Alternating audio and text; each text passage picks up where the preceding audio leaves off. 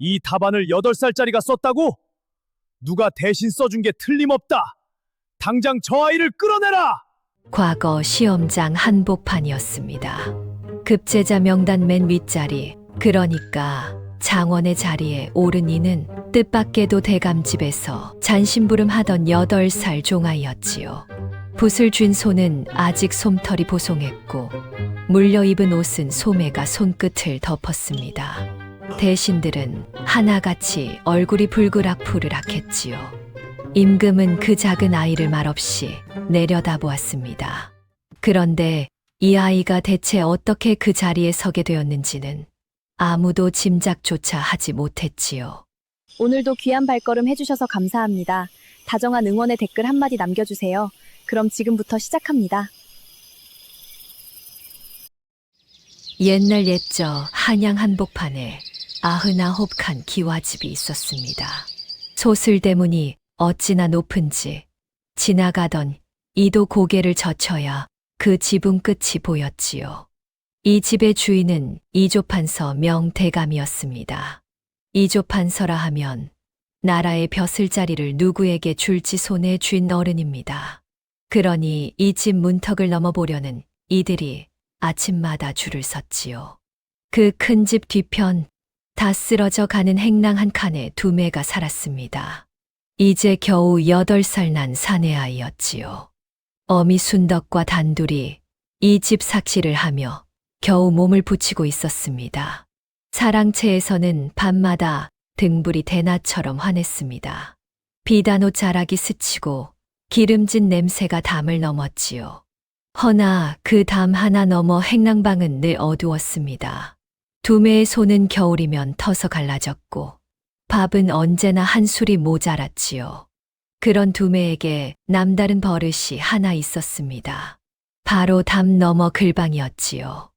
명판선의 도령들이 글을 배우는 방이 뒷담 하나를 사이에 두고 있었거든요. 두매는 물지개를 내려놓고는 그 담 밑에 살그머니 쪼그려 앉곤 했습니다. 발끝을 들고 목을 길게 빼고서요. 하늘천, 따지, 거물현, 누를 황, 담 안에서 글 읽는 소리가 흘러나오면 두매의 입술도 소리 없이 따라 달싹였습니다. 한 번 들은 것은 좀처럼 있는 법이 없었지요. 그러고는 손가락에 침을 발라 마당 흙바닥에 그 글자를 그렸습니다. 삐뚤빼뚤해도 제법 꼴을 갖춘 글자였지요. 그날도 두매는 흙바닥에 코를 박고 있었습니다. 그때 그림자 하나가 쑥 드리웠지요. 명판서의 아들 세현이었습니다. 이것 봐라, 종놈이 흙바닥에 뭘 끄적거려. 두매가 고개를 들었습니다. 글자입니다, 도련님. 하, 종놈 주제의 글자. 내깎게 하늘 천자나 알겠느냐. 두매는 잠깐 눈을 깜빡이더니 또박또박 말했지요. 압니다. 아까 훈장 어른이 읽으셨어요. 하늘천, 따지, 거물형 그 다음이 누를 황이었어요. 세현의 얼굴이 살짝 굳었습니다. 실은 세현도 딱 거기까지밖에 외우지 못했거든요. 그런데 도련님 거물현은 검다는 뜻이라던데 하늘이 왜 검어요? 저 마당 위는 낮에 이렇게 파란데. 두매는 정말로 궁금한 얼굴이었습니다. 세현은 대답을 못했지요. 왜 하늘이 검은지 세현도 몰랐으니까요. 이놈이 어디서 말대꾸야. 세현은 괜히 두매의 정강이를 툭 걷어차고는 가버렸습니다. 두매는 아픈 정강이를 문지르면서도 얼른 흙바닥에 글자부터 손바닥으로 쓱쓱 지웠지요. 혹시라도 이 일이 어미 귀에 들어가면 어미가 대신 경을 칠 테니까요. 그 담 너머에서는 도령들의 글 읽는 소리가 늘 흘러나왔습니다. 하루는 글방 훈장이 도령들에게 대구를 하나 내주었지요. 대구라 하면 한 구절을 던지면 그에 어울리는 짝을 지어 붙이는 글놀이입니다. 산이 높으니 구름이 낮다. 자, 여기에 짝을 맞춰 보아라. 방 안이 물을 끼얹은 듯 조용해졌습니다. 도령들은 서로 눈치만 볼 뿐 아무도 입을 열지 못했지요. 세현도 마찬가지였습니다. 그런데 담 밖에서 물지개를 진 두매가 저도 모르게 조그맣게 중얼거렸습니다. 물이 맑으니 돌이 곱다. 마침 담 밑을 지나던 세연이 그 소리를 들었지요. 세연은 흠칫 놀랐다가 이내 시치미를 뚝 떼고 방으로 들어갔습니다. 그러고는 그 말을 제 것인 양 읊었지요. 물이 맑으니 돌이 곱다 훈장님, 이건 어떻습니까? 오, 참으로 절묘한 짝이로구나. 훈장이 무릎을 탁 쳤습니다. 세현은 어깨가 으쓱했지요. 담 밖의 두매는 제 말이 어디로 흘러갔는지도 모른 채 다시 물지개를 지고 걸음을 옮겼습니다. 두매에게는 어른들도 혀를 내두르는 재주가 또 하나 있었습니다. 바로 셈이었지요. 그날도 곳간 앞을 지나는데 곳간 어멈이 콩자루를 세다 그만 헷갈려 버렸습니다. 아이고, 이게 몇 섬이더라. 세다 그만 놓쳐버렸네. 지나가던 두매가 걸음을 멈췄습니다. 아까 8섬 지고 오셨고 2섬 덜어 가셨으니까요. 6섬 남았어요. 저기 저 자루가 땅에 서시고요. 어멈이 눈을 휘둥그레 떴지요. 아니, 이 조그만 게 그새 그걸 다 샜대. 두매는 해 웃었습니다. 그냥 자꾸 세다 보면 저절로 세어져요. 콩자루가 꼭 우리 집 처마 밑참새 같아요. 몇 마리인지 안 세도 그냥 아는 거요. 어멈은 그 말이 어찌나 기특한지 삶은 고구마 하나를 얼른 쥐어 주었습니다. 두매는 그걸 냉큼 품에 넣었지요. 반은 남겨두었다가 어미를 줄 참이었거든요. 제 배가 등에 붙어도 두매는 늘 어미 몫을 먼저 챙겼습니다. 그 모습을 본 곳간 어멈이 혀를 끌끌 찼지요. 이그, 내 목부터 챙겨 먹어야지. 그러다 내가 먼저 쓰러지겠다. 괜찮아요. 어머니가 더 힘드신 거려. 어멈은 그 말에 그만 콧등이 시큰해졌습니다. 이 집에서 종부치 모자를 사람으로 봐주는 이라곤 이 늙은 어멈 하나뿐이었으니까요. 어멈은 두매의 등을 가만히 쓸어 주었습니다. 내가 무슨 죄를 지어 이런 데서 종살이를 한후 나중에 크게 될 아이가. 두매는 그 말뜻을 잘 몰랐지만 등을 쓸어주는 그 손길만은 참으로 따뜻했지요. 그날 밤이었습니다. 순덕이 삭바느질하던 손을 잠시 멈추고 두매를 불렀지요. 두매야, 낮에 세연 도련님한테 또 뭐라 했다며? 두매는 고개를 폭 숙였습니다. 그냥 글자 얘기요. 이 어미가 뭐라 그랬니? 이 집에선 눈에 안 띄는 게 사는 길이라 했지. 응. 두매는 대답 대신 어미의 손을 가만히 바라보았습니다. 바늘에 하도 찔려 성한 데가 없는 손이었지요. 두매가 그 손을 제 두 손으로 감쌌습니다. 어머니 저 글 익히면요. 나중에 어머니 손 안 아프게 해드릴게요. 이 손으로 삭반지 말고 좋은 옷만 만지게 해드릴 거예요. 순덕은 그만 코끝이 시큰해졌습니다. 이 어린 것이 대체 무슨 생각을 하고 사는 걸까요? 한참을 말없이 앉았던 순덕이 반지꼬리 밑바닥을 뒤졌습니다. 꼬깃꼬깃 접은 종이 한 장과 몽당붓 하나가 나왔지요.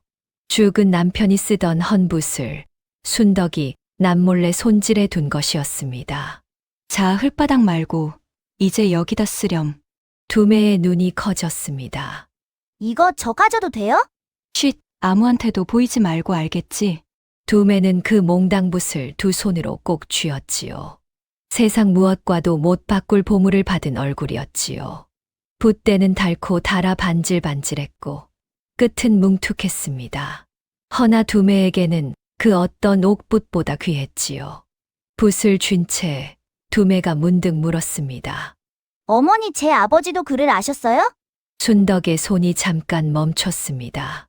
그럼 아셨지. 아주 잘 아셨단다. 어떤 분이셨어요? 순덕은 한동안 말이 없었지요. 그러다 두매의 머리를 가만히 쓸어 주었지요. 고든 분이셨어. 그저 너무 고다서 탈이었지. 두매는 더 캐묻지 않았습니다. 어미의 목소리가 어느새 젖어 있었으니까요. 다만 그 말만은 오래도록 마음 한구석에 남았습니다. 너무 고다서 탈이었다는 그 말이요.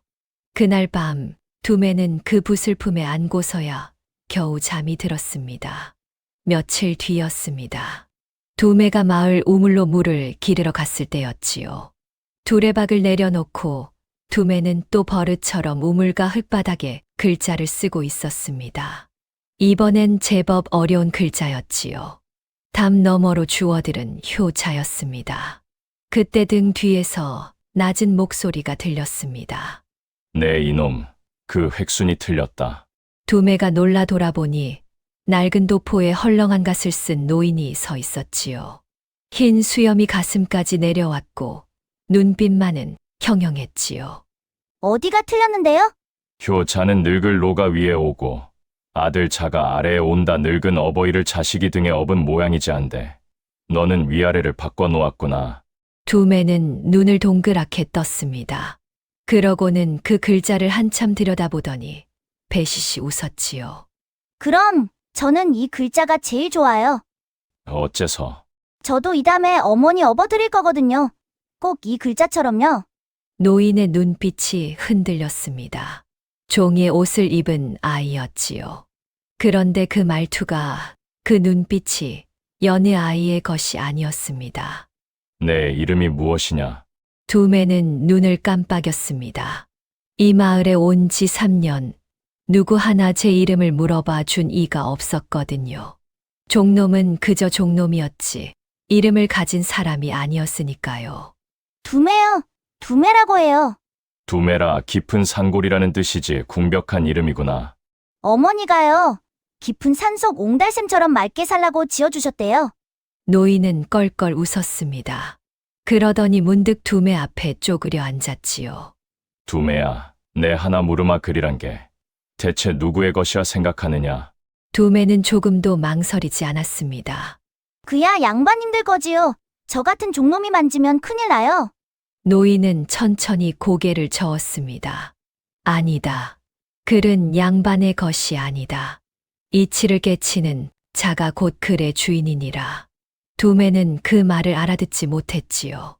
이치가 무엇인지, 글의 주인이 무엇인지 8살 아이에게는 너무 먼 말이었지요.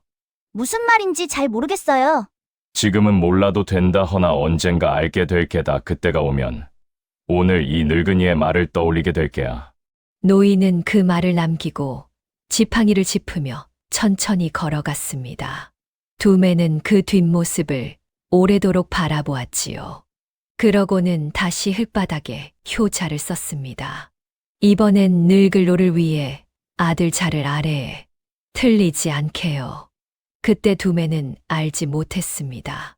방금 제게 말을 건넨 그 초라한 노인이 훗날 제 앞길을 통째로 바꿔 놓으리라는 것을 말이지요. 명판서의 사랑채는 언제나 대낮처럼 밝았습니다.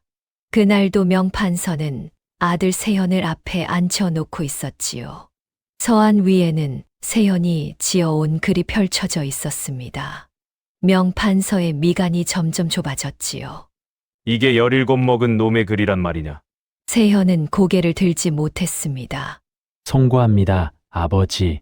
송구하면 다냐 올가을 별씨가 코앞이다. 명씨 가문에서 장원 하나가 안 나온다는 게 나는 도무지 참을 수가 없어. 명판서가 서안을 손가락으로 툭툭 두드렸습니다. 잘 들어라. 이 아비가 이조판서다. 이 나라 벼슬자리가 다 내 손을 거쳐간다. 사람을 사든 글을 사든 못할 게 무엇냐. 너는 그저 장원 자리에 앉기만 하면 돼. 예, 아버지. 명판서에게 글이란 이치가 아니었지요. 그저 사고 파는 물건이었지요. 세현은 그런 아비 밑에서 자랐습니다. 바로 그때 밖에서 기별이 들었습니다. 지방에서 벼슬아치 하나가 명판서를 뵈러 올라왔다는 것이었지요.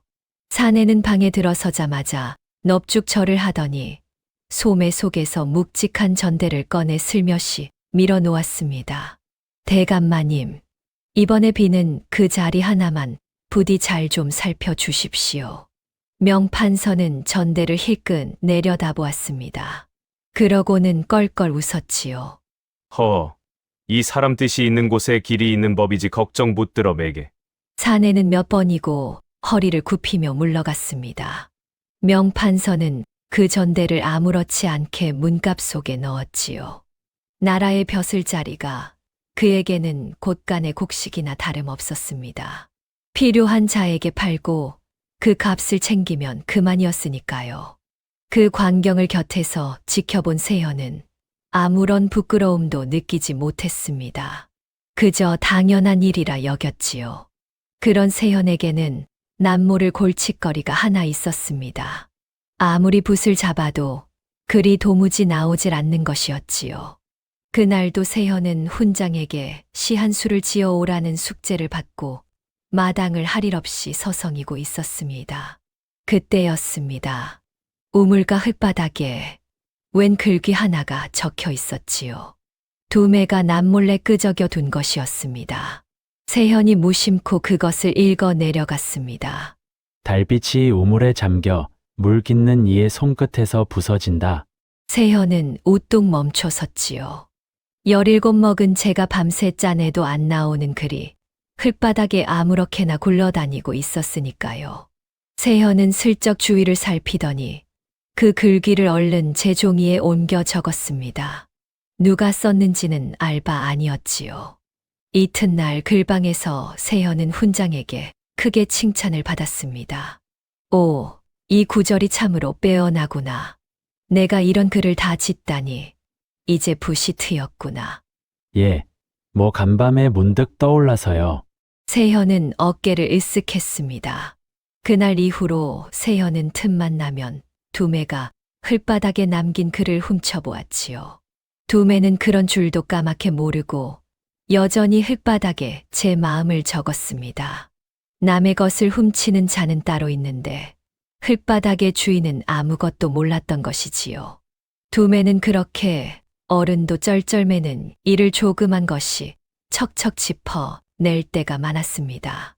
그럴 때마다 하인들 사이에서 두매는 은근히 신통방통한 아이로 통했지요.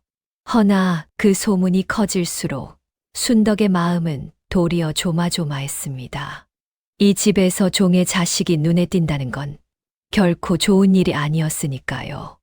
아니나 다를까 얼마 지나지 않아 순덕에게 애꿎은 일이 하나 터졌습니다. 안방 마님의 청자 접시 하나가 깨진 것이었지요. 깬 사람은 따로 있었건만 마님은 애먼 순덕부터 불러 세웠습니다. 저 삭실꾼이겠지. 누가 깼겠어. 저것들은 원래 손버릇이 나쁘다니까. 소인은 그 방에 들지도 않았습니다. 마님. 뭐라, 어디서 말대답이야. 감히. 마당을 쓸던 두매가 그 소리에 빗자루를 툭 놓쳤습니다. 어미에게 달려가려는데 순덕이 두매를 향해 살짝 고개를 저었지요. 나서지 말라는 뜻이었습니다. 두매는 주먹을 꽉 쥐었습니다. 그러고는 이를 악물고 다시 빗자루를 집어들었지요. 여기서 대들면 어미가 더 크게 경을 친다는 걸 8살 두매도 알고 있었으니까요. 그 작은 등이 참느라 파르르 떨렸습니다. 그날 밤 순덕은 매를 맞아 벌겋게 부은 손등을 치마 속에 감추었습니다. 허나 두매가 그 손을 기어이 찾아내고 말았지요. 두매는 그 손을 제 입에 대고 호호 불었습니다. 어머니 저 얼른 커서 어머니 아무도 못 건드리게 할게요. 그런 말 마라. 이 어미는 우리 두매만 곁에 있으면 그걸로 그만이야. 순덕은 애써 웃었습니다. 허나 그 웃음의 끝이 파르르 떨렸지요. 한편 그 모든 광경을 사랑채 마루에서 가만히 내려다보는 눈이 하나 있었습니다. 명판서였지요.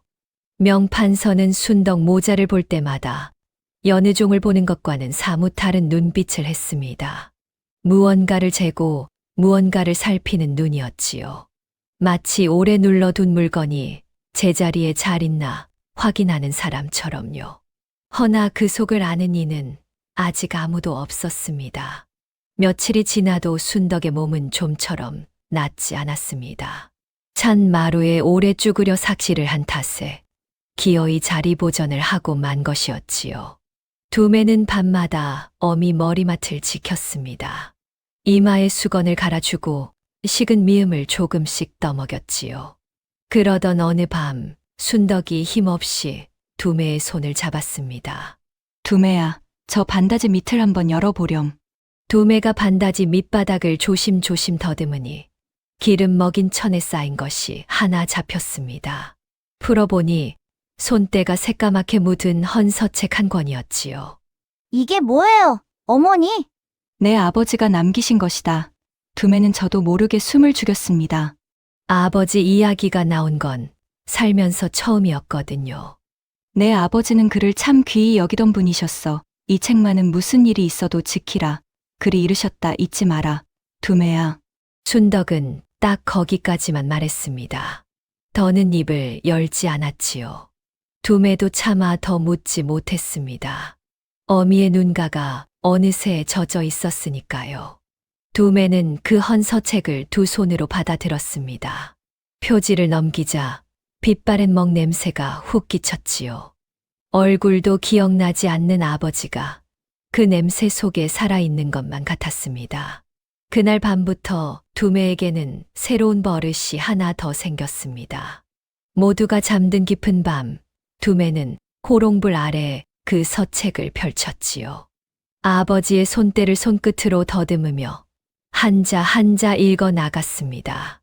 모르는 글자는 담 너머에서 주워 듣고 우물가에서 노인에게 배운 것을 더듬어 맞춰갔지요. 참으로 신기한 일이었습니다.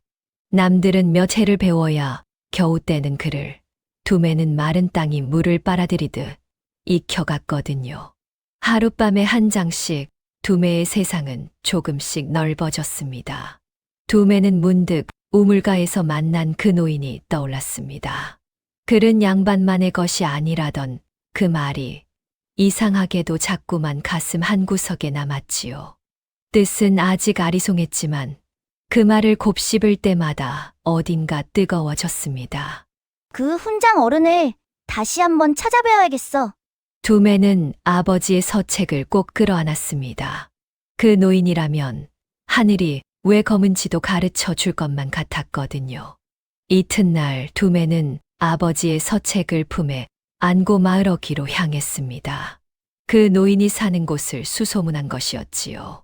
노인은 마을 끝 다 쓰러져가는 낡은 오두막에 홀로 살고 있었습니다. 떠돌이 훈장이라 마을 사람들도 그 내력을 잘 알지 못했지요. 두매는 살인문 앞에서 한참을 망설이다 조심조심 문을 두드렸습니다. 훈장 어른 저 우물가에서 뵌 두매예요. 문이 삐걱 열렸습니다. 노인이 두매를 물끄러미 내려다보았지요. 내가 여긴 어인일이냐? 두매는 품에서 서책을 꺼내 두 손으로 내밀었습니다. 이 책을 읽고 싶은데요. 모르는 글자가 너무 많아요. 저한테 글 좀 가르쳐 주시면 안 돼요? 노인은 그 헌 서책을 받아들었습니다. 그러고는 무심코 표지를 넘기다 문득 손을 우뚝 멈췄지요. 표지 안쪽 어딘가를 노인은 아주 오래 들여다보았습니다.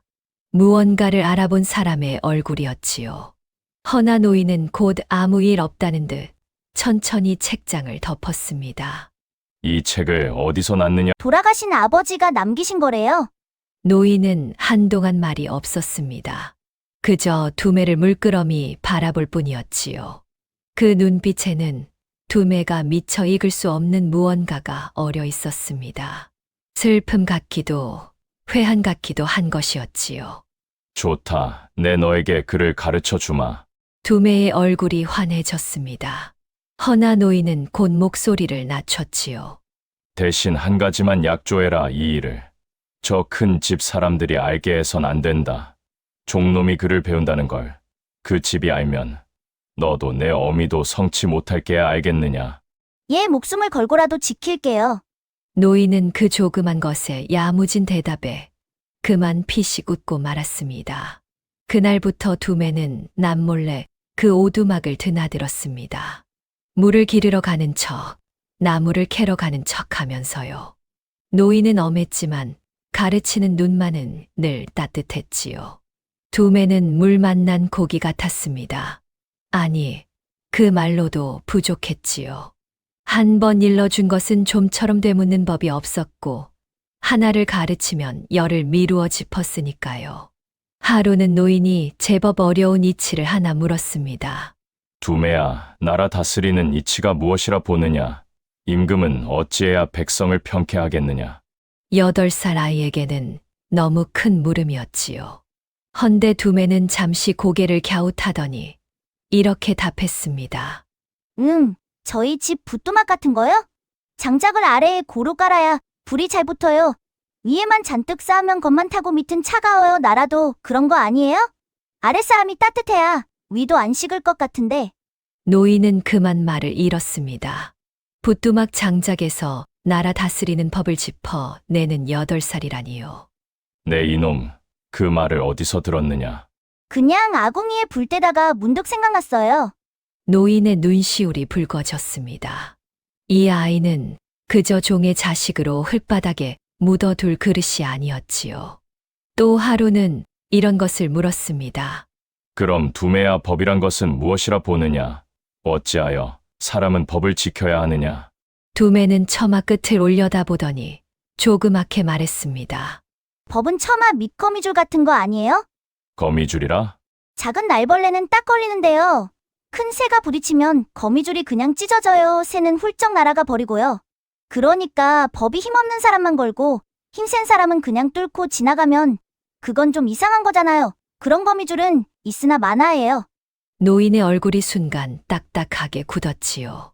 하필이면 그 자신이 바로 그 찢어진 거미줄에 걸려 모든 것을 잃은 사람이었으니까요.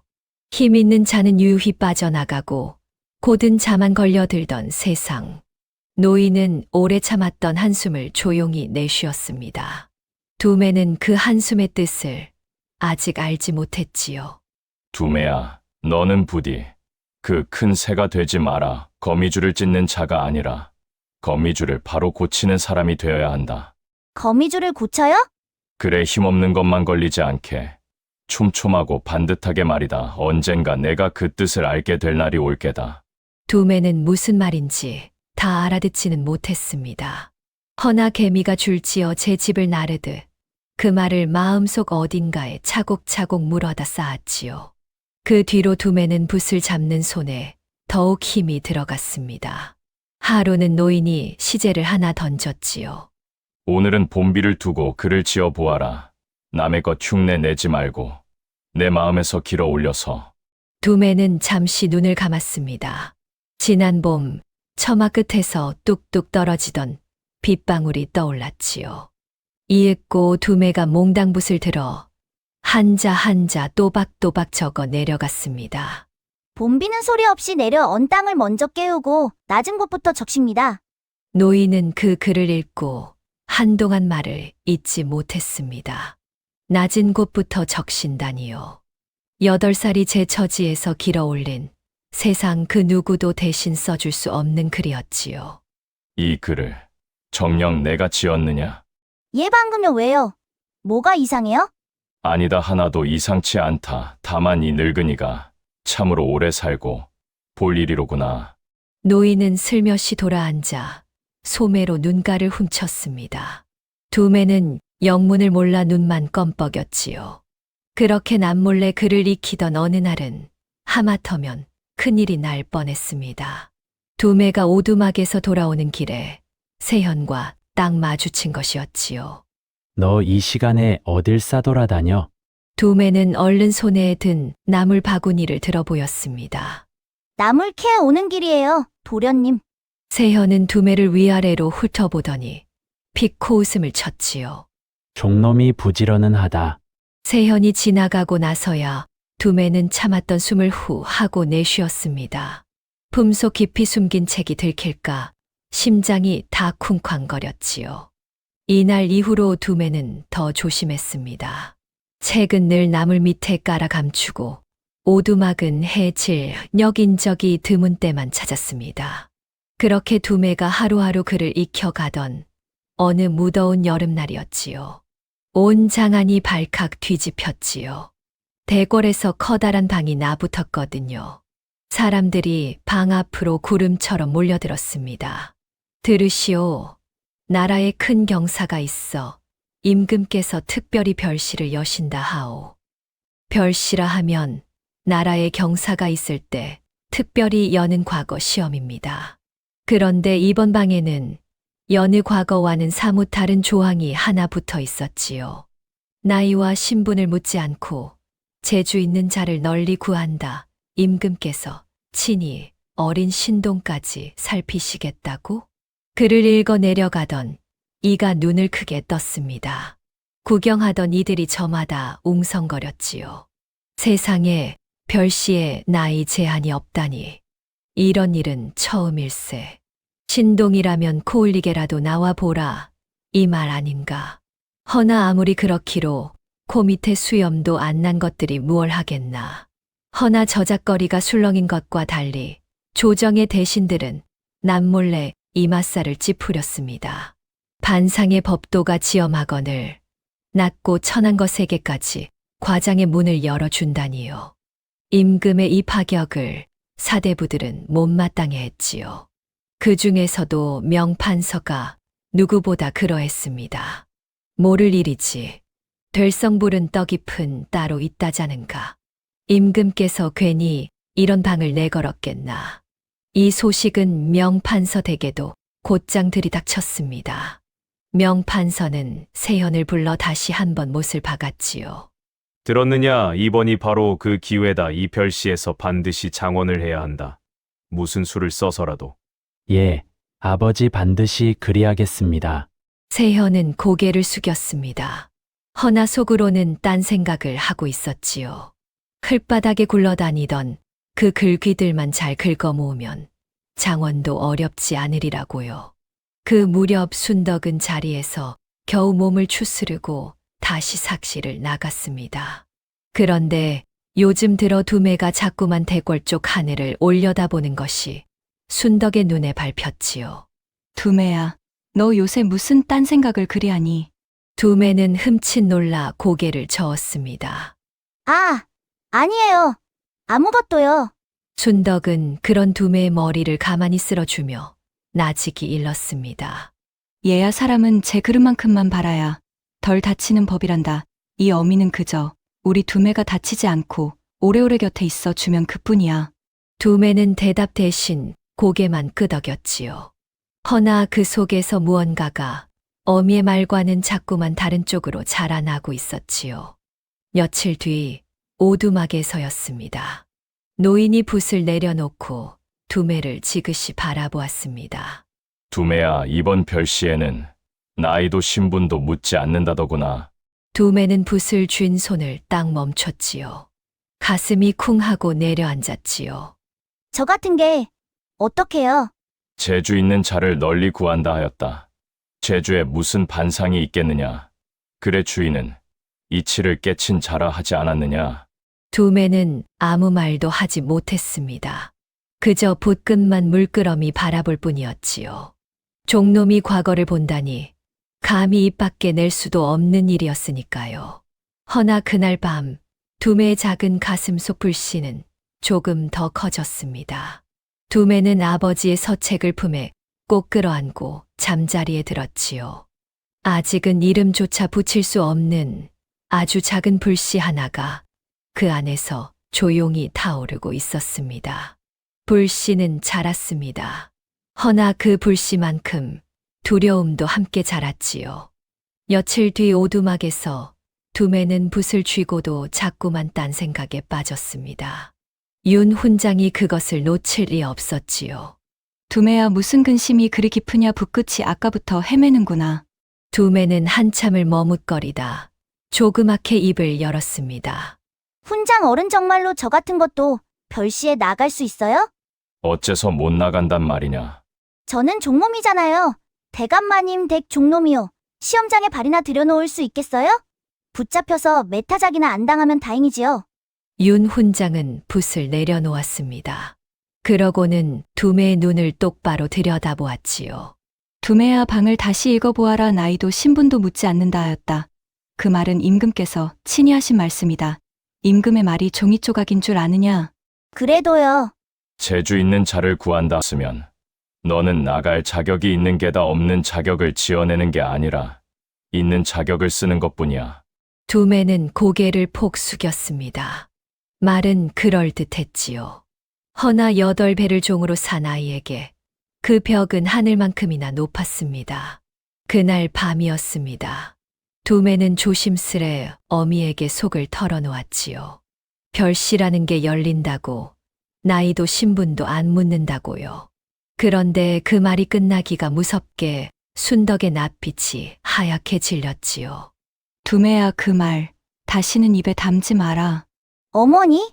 종놈이 과거장에 얼씬거렸다는 게 이 집 귀에 들어가면 너는 물론이고 이 어미도 살아남지 못한다. 저 대감이 어떤 분인 줄 알고 그런 소리를 해. 순덕의 목소리가 파르르 떨렸습니다. 두매는 그렇게 겁에 질린 어미를 처음 보았지요. 이 어미가 널 어찌 지켜왔는데 제발 나서지 마라 응. 우리는 그냥 이대로 조용히 살면 돼. 두매는 아무 말도 하지 못했습니다.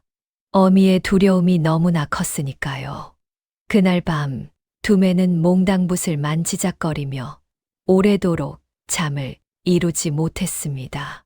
며칠 동안 두매는 어미의 말을 따르려 애썼습니다. 오두막 발길도 끊고 흙바닥에 글자도 쓰지 않았지요. 허나 그게 어디 마음대로 되는 일이었겠습니까? 붓을 놓은 손이 자꾸만 근질거렸고 밤이면 아버지의 서책이 눈앞에 아른거렸습니다. 하루는 윤 훈장이 우물가에서 두매를 붙들었습니다. 요 며칠 코빼기도 안 보이더구나 겁이 났느냐. 어머니가 나서지 말라고 하셨어요. 저 때문에 어머니가 다칠까봐요. 윤 훈장은 잠시 두매를 물끄러미 바라보다가 나직이 말했지요. 내 어미 마음도 옳다 두매야. 이 길은 목숨을 걸어야 하는 길이야 겁이 나는 게 당연하지 허나 하나만 묻자. 윤 훈장이 두매 앞에 쪼그려 앉았습니다. 열해가 지난 뒤에 너는 오늘 겁을 냈던 걸 후회하겠느냐 아니면 한번 나서 봤던 걸 후회하겠느냐. 두매는 아무 말도 하지 못했습니다. 그 물음이 두고두고 가슴에 걸렸지요. 그런 두매의 마음을 도리어 굳힌 건 뜻밖의 일이었습니다. 하루는 두매가 물지개를 지고 글방담을 지나는데 안에서 글방 훈장이 세연을 칭찬하는 소리가 들렸지요. 이야, 오늘 이 글도 참으로 절묘하구나. 달빛이 우물에 잠긴다니. 세연이 내가 갈수록 붓이 여무는구나. 두매는 물지개를 진 채 우뚝 멈춰 섰습니다. 달빛이 우물에 잠긴다. 그건 두매가 지난달 우물가 흙바닥에 끄적여 둔 제 글귀였거든요.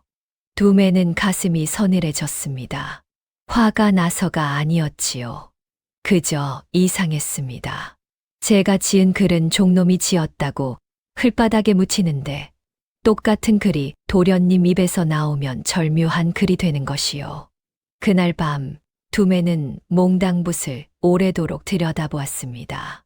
마음속에서 무언가가 또렷해졌지요. 제 글이 흙바닥에 묻히는 게 억울해서가 아니었습니다. 제 글을 제 것이라 떳떳이 말할 수 있는 사람이 되고 싶어진 것이었지요. 이튿날 두매는 해질녘 오두막으로 한다름에 달려갔습니다. 그러고는 윤 훈장 앞에 넙죽 엎드렸지요. 훈장 어른 저 별시에 나가겠습니다. 윤 훈장의 눈이 커졌습니다. 두매는 엎드린 채로 떨리는 목소리로 말을 이었지요. 무섭습니다. 붙잡혀 매맞을까봐. 어머니가 다칠까봐 무서워요. 그래도 이대로 흙바닥만 보고 살긴 싫어요. 저 제 글로 어머니 지키고 싶어요. 가르쳐주세요. 뭐든 하겠습니다. 두매의 눈에는 눈물이 그렁그렁했습니다. 허나 그 목소리만은 조금도 흔들리지 않았지요. 윤 훈장은 한참을 말없이 그 작은 아이를 바라보았습니다. 그러고는 천천히 두매를 일으켜 세웠지요. 좋다 내 너를 가르치마. 이 늙은 목숨을 걸고서라도 대신 두매야. 이제부터는 물러설 수 없다 한번. 이 길에 들어서면 끝까지 가야 한다 할 수 있겠느냐. 예, 끝까지 가겠습니다. 그날 8살 두매는 돌아올 수 없는 강을 건넜습니다. 종놈으로 죽을 것이냐, 사람으로 살 것이냐. 두매는 사람으로 사는 쪽을 택한 것이었지요. 그때부터 오두막의 불은 밤이 깊도록 좀처럼 꺼지지 않았습니다. 두매는 낮에는 종살이를 하고 밤에는 그를 익혔지요. 손끝이 부르트고 눈이 침침해져도 두매는 붓을 놓지 않았습니다. 어미의 언손과 얼굴도 모르는 아버지의 서책과 우물가 노인의 그 말이 두매를 밤마다 붓 앞에 앉혔으니까요. 윤 훈장은 두매에게 과거의 격식을 하나하나 가르쳤습니다. 시제를 받으면 어찌 뜻을 잡고 어찌 첫 굴을 여는지를요. 하루는 짐직 과거장처럼 자리를 꾸며 놓고 두매에게 시제를 던졌지요. 시제는 백성이다 반시진 안에 지어 보아라. 두매는 붓을 들었지만 자꾸만 어깨가 굳었습니다.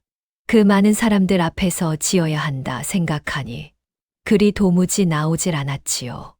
결국 두매는 붓을 놓고 그만 울상이 되고 말았습니다. 못하겠어요. 머릿속이 하얘져요. 훈장 어른. 윤 훈장은 나무라지 않았습니다. 그저 두매의 어깨를 툭툭 두드렸지요. 누구나 처음엔 다 그렇다. 시제를 어렵게만 보지 마라. 백성이 시제면 내가 아는 백성을 떠올리면 돼. 내 어미, 문바닥 농부, 장터 사람들, 내가 매일 보는 그 사람들 말이다. 두매는 눈을 감았습니다. 언 손으로 삭바느질을 하던 어미가 떠올랐지요. 두매는 다시 붓을 들었습니다. 이번엔 글이 술술 흘러나왔습니다.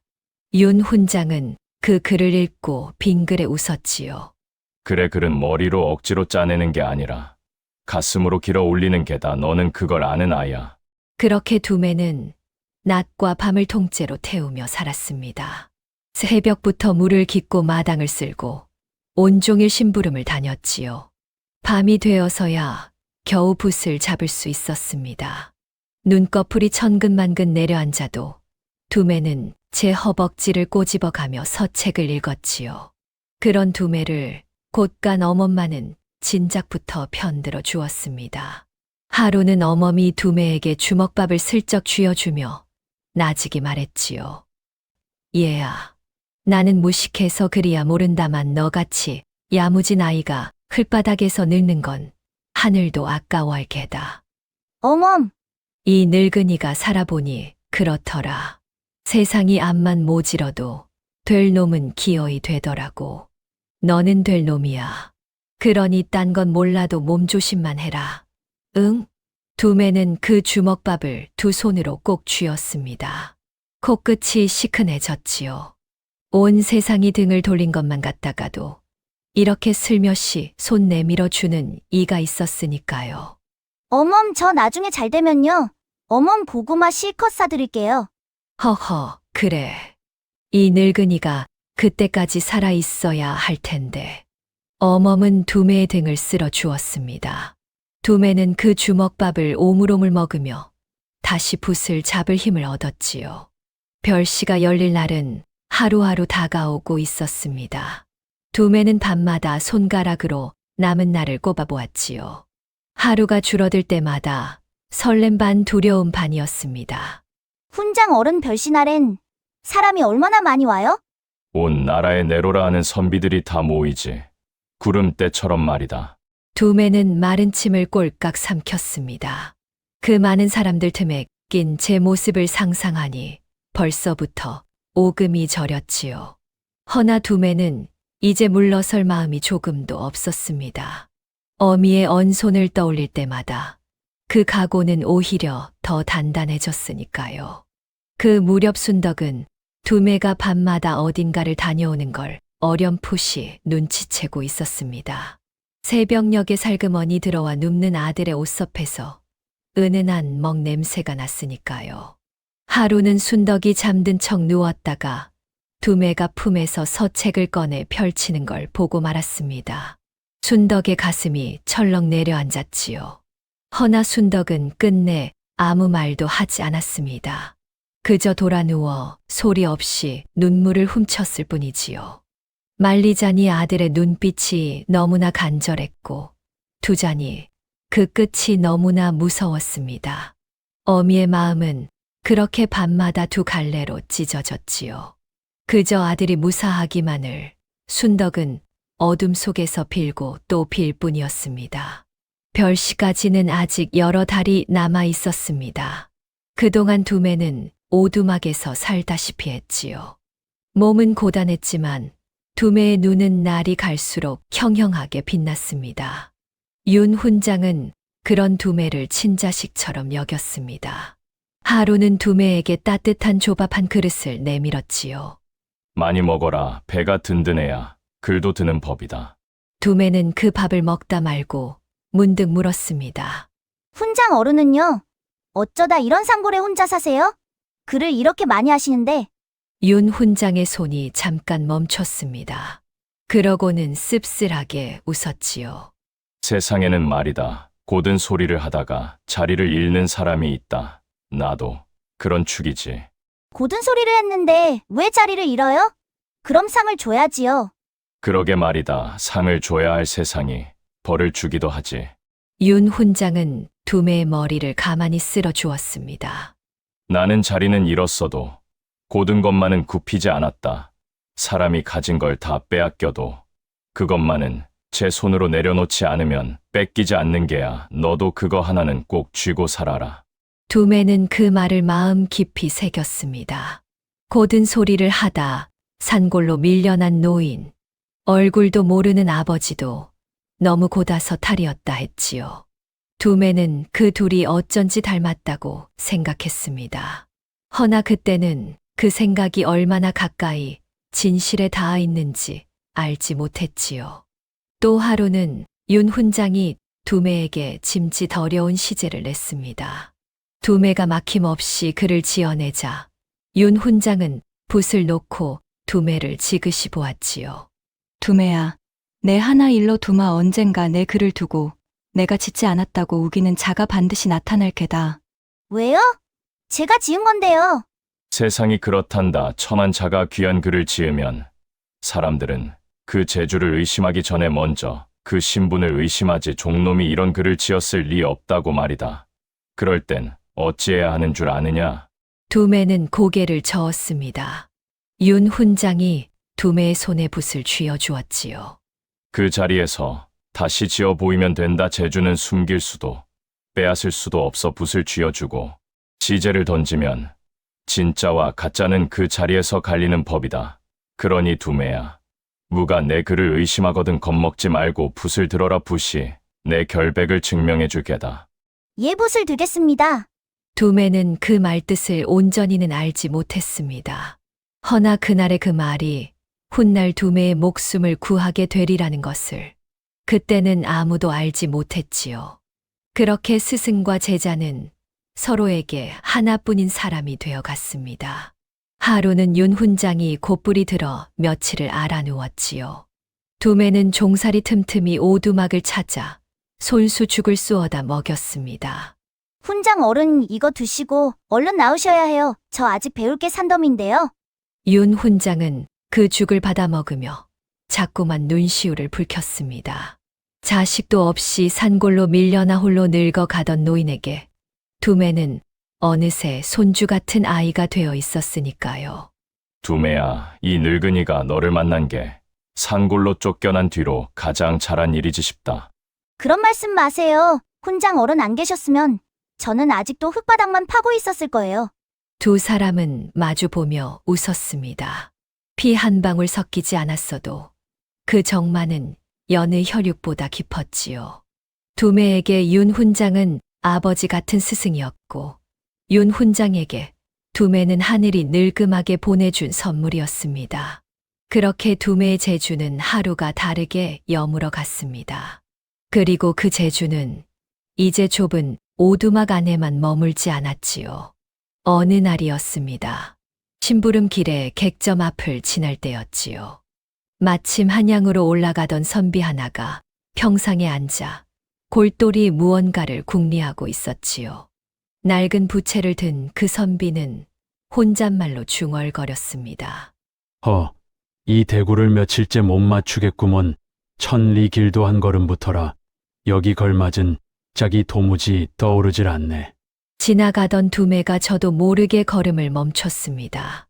그러고는 조그맣게 말했지요. 깊은 우물도 한 두레박부터는 어때요? 선비가 화들짝 고개를 들었습니다. 뭐라? 방금 뭐라 하였느냐? 천 리길이 한 걸음부터면요. 깊은 우물도 한 두레박부터 푸는 거잖아요. 아무리 큰 일도 다 작은 데서 시작하니까요. 선비는 한동안 입을 벌린 채 두매를 바라보았습니다. 그러고는 재미가 동한 듯 부채를 접으며 하나를 더 물었지요. 그럼 이건 어떠냐? 산이 높으면 골이 깊다 하였으니 그 짝은 무엇이겠느냐? 두매는 잠시 눈을 굴리더니 또랑또랑 답했습니다. 물이 맑으면 고기가 안 논다는 어때요? 너무 맑기만 하면 되레 깃들 것이 없으니까요. 선비가 무릎을 탁 쳤습니다. 이번엔 아예 자리에서 벌떡 일어났지요. 이런 종이 옷을 입었다 뿐이지 이 아이는 물건이로다. 대체 네 집 아이냐? 두매는 대답 대신 꾸벅 인사만 하고 종종 걸음으로 자리를 떴습니다. 선비는 멀어지는 그 작은 등을 오래도록 바라보았지요. 훗날 그가 두매를 다시 만나게 되리라고는 그때는 미처 알지 못한 채로요. 이런 일이 한두 번이 아니었습니다. 두매가 무심코 흘린 말 한마디, 흙바닥에 끄적여 둔 글귀 하나가 입에서 입으로 옮아 다녔지요. 종의 자식이 신동이라는 소문은 그렇게 걷잡을 수 없이 부풀었습니다. 처음엔 콧방귀를 뀌던 이들도 두매의 재주를 한 번씩 겪고 나면 그만 입을 다물지 못했지요. 그러면서도 두매의 조그만 가슴에는 아직 시기도 미움도 들어설 자리가 없었습니다. 오직 하나라도 더 배우는 기쁨과 어미를 지키겠다는 마음뿐이었지요. 허나 세상은 그런 맑은 아이를 그저 두고 보지만은 않았습니다. 재주가 빛날수록 그 빛을 시샘하는 그늘도 함께 짙어지고 있었으니까요. 그날 이후 마을에서 두매를 함부로 종놈이라 부르는 이가 조금씩 줄어들었습니다. 제주 앞에서는 그 높다란 신분의 벽도 조금씩 금이 가기 시작한 것이지요. 그런데 이 소문은 순덕의 귀에도 들어갔습니다. 두매가 여기저기서 신동 소리를 듣는다는 것을요. 순덕은 밤늦게 돌아온 두매를 붙들고 사정하듯 말했습니다. 두매야, 제발 눈에 띄지 마라. 재주를 감춰 이 집 대감 눈에 들면 우리는 그날로 끝이야. 어머니, 저는 그냥 아는 걸 말했을 뿐인데요. 그 아는 걸 종놈은 몰라야 사는 게다. 이 어미 말 좀 들어라. 응. 순덕의 목소리에는 물기가 배어 있었습니다. 두매는 어미를 안심시키려 고개를 끄덕였지요. 허나 소문은 이미 걷잡을 수 없이 번진 뒤였습니다. 발 없는 말이 천리를 간다더니 두매의 재주는 어느새 이 집 담을 훌쩍 넘어 한양 바닥을 돌고 있었지요. 그러던 차에 고을의 큰 백일장이 열린다는 소식이 들렸습니다. 백일장이라 하면 여러 사람이 한자리에 모여 글재주를 겨루는 잔치입니다. 마침 별시를 앞두고 고을 수령이 재주 있는 자를 미리 살펴보려 연 것이었지요. 윤 훈장이 두매에게 말했습니다. 두매야, 이 백일장에 한번 나가 보아라. 제가요? 그 많은 사람들 앞에서요? 별시라는 큰 물에 나가기 전에 작은 물에서 먼저 헤엄쳐 봐야 한다. 사람들 눈앞에서 붓을 잡아보는 게야. 겁내지 마라. 내 글은 내 글이다. 누가 뭐래도. 두매는 침을 꼴깍 삼켰습니다. 그러고는 야무지게 고개를 끄덕였지요. 그날 밤 두매는 좀처럼 잠을 이루지 못했습니다. 그 많은 사람들 앞에서 붓을 잡는다 생각하니 가슴이 콩닥콩닥 뛰었으니까요. 두매는 어둠 속에서 몽당붓을 가만히 쥐어보았습니다. 아버지, 저 내일 사람들 앞에서 글을 지어요. 잘할 수 있겠지요? 대답은 없었지만 손안의 붓이 어쩐지 든든했지요. 두매는 그 붓을 품에 꼭 안고 겨우 눈을 붙였습니다. 백일장 날 향청마당에는 수십 명의 선비와 도령들이 모였습니다. 그 틈에 끼인 두매는 물려입은 무명옷의 몽당붓 한 자루가 전부였지요. 사람들이 대놓고 수군거렸습니다. 저 코흘리게는 미 집 종놈이야? 백일장에 웬 종놈이 다 끼었대. 두매는 주눅이 들어 자꾸만 몸을 움츠렸습니다. 곁에 앉은 도령이 두매를 힐끗 보더니 비아냥거렸지요. 예, 너 붓은 줄줄이나 아니? 그 몽당붓으로 대체 뭘 쓰겠다고. 두매는 대꾸하지 않았습니다. 그저 품속에서 몽당붓을 꺼내 두 손으로 꼭 쥐었지요. 어머니가 밤새 손질해준 아버지의 헌붓이었습니다. 이 붓만 손에 쥐면 두매는 이상하게도 무섭지가 않았지요. 멀찍이 담 그늘에서는 윤 훈장이 조마조마한 얼굴로 두매를 지켜보고 있었습니다. 소리 없이 입술만 달싹였지요. 두매야, 겁내지 마라. 내 글은 내 글이다.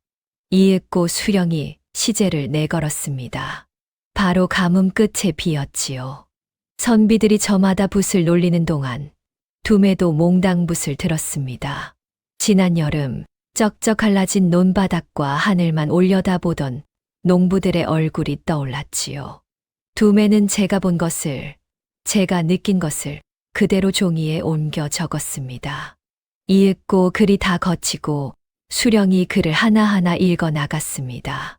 그러다 한 글에서 손을 딱 멈췄지요. 이 글은 대체 누가 지었느냐? 메마른 땅은 비를 원망하지 않는다. 다만 오래 기다릴 뿐이다. 이 구절을 지은 자가 누구냐? 두매가 조그맣게 손을 들었습니다.